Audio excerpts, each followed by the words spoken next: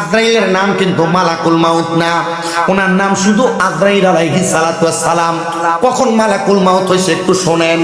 আল্লাহ তাআলার চারজন স্পেশাল ফেরেশতা, স্পেশাল ফোর্স, একটা হলো জিবরাইল আমিন, একটা মিকাইল, একটা হযরত ইসরাফিল, একটা হযরত আজরাইল। আজরাইল ছিল চারজন ফেরেশতার সবচেয়ে ছোট ফেরেশতা।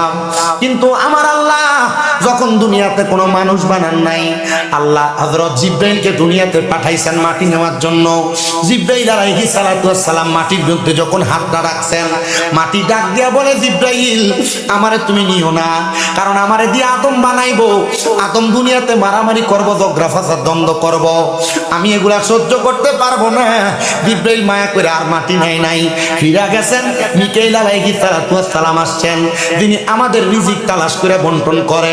মিকাইল আলাইহিস সালাতু ওয়াস সালাম যখন মাটিতে হাত রাখছে, মাটি ডাক দিয়া কয়, মিকাইল আমারে নিও না, কারণ এই মাটি দিয়ে আমার আল্লাহ আদম বানাইবো, আমরা আদম হইতে চাই না, মাটি আছি ভালো আছি।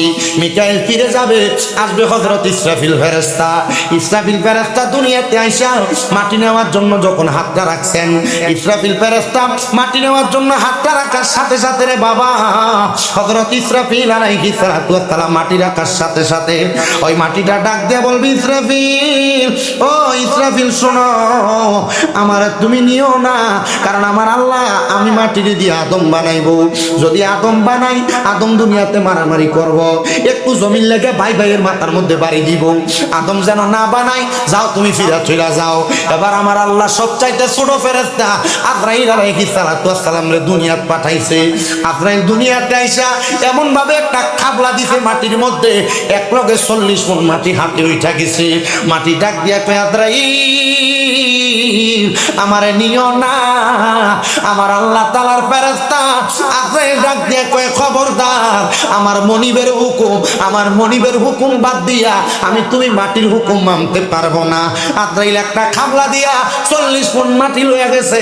আমার আল্লাহ কয়, আজরাইল রে, আদম তে হযরতে ইব্রাহিম পারে নাই, মিকাইল পারে নাই, ইসরাফিল পারে নাই, যেহেতু তুমি মাটি আনছো, তোমার সাহস বেশি, ক্ষমতা বেশি, যাও রে আজরাইল, আজকে থেকে আমি তোমার উপাধি দিলাম মালাকুল মাউত, মৃত্যুর ফেরেশতা। মানুষের রূহ তুমি আজরাইল গ্রহণ করবা, রূহ তুমি হরণ করবা। আজরাইল তখন থেকে মালাকুল মাউত হয়ে গেছে।